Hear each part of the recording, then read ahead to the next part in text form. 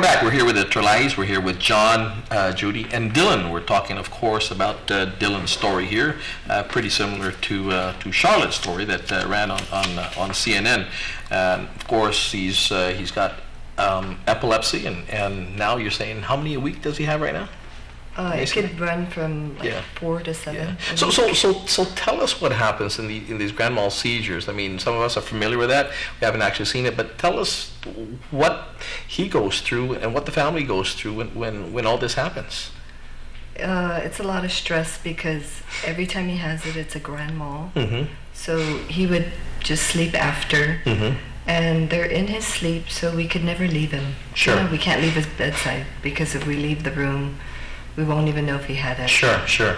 And they seem to be going over a minute. You know, before they were only seconds, so the time seems to be getting longer. Yeah.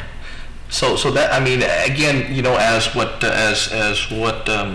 Charlotte's parents were saying, they said, you know, it affected her so much that her brain was very ill. I mean, so she couldn't function. Right. She really couldn't function. She couldn't eat. She had to be tube fed because even the basic things she couldn't do because all this contributed to her brain started getting really sick.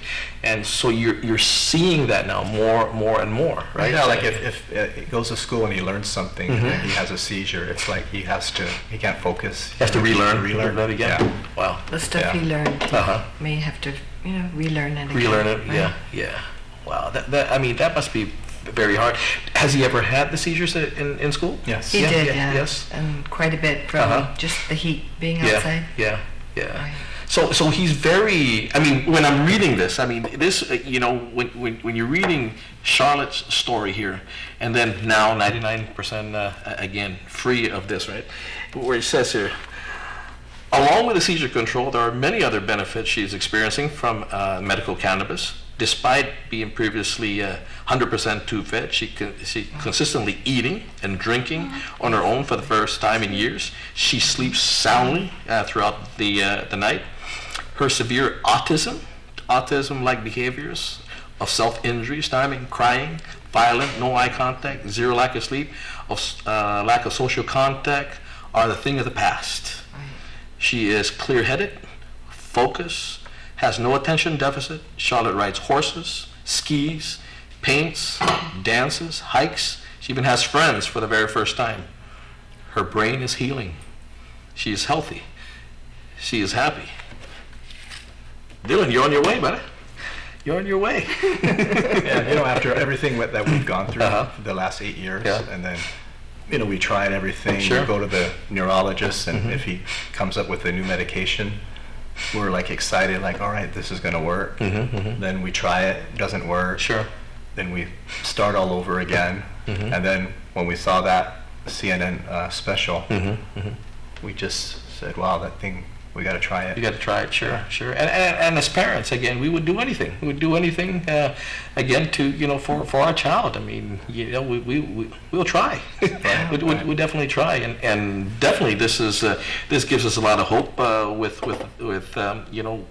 in this case for Dylan, and that's exactly what again Bill 2215-32 does, and I hate the argument, and you must hate this argument as well. Because I'm sure you battled this and on the comments on our KUM story about smoking a joint and things like that. Try other medicines, trade in your kid, and things of that nature. Really mean spirited, and how they put forth again medicinal marijuana, and to say, well, it might cause other, the enhanced use of recreational use, and I'm sorry, we're here to talk about medicinal marijuana.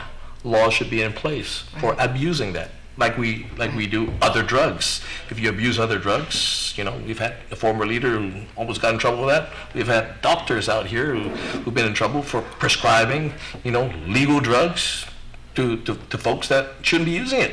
So we have laws in place already with this. So let's not talk about recreational versus again medicinal. They're two different. They're apples and oranges. In this case, we're talking about medicinal use. And again, 9 years now. He's almost 9.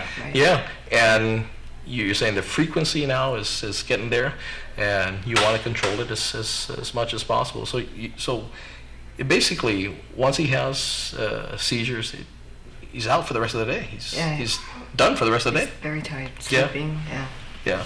And you also see probably over the course that it has probably maybe his schooling falls behind and things like that because of that, right? Academics. Yeah. He has been delayed. Yeah. And so he's with he's with he has a 1-to-1 aid. He 1-to-1 aid, yeah. Mm-hmm. Yeah. Dylan, how are you doing, buddy? Hmm?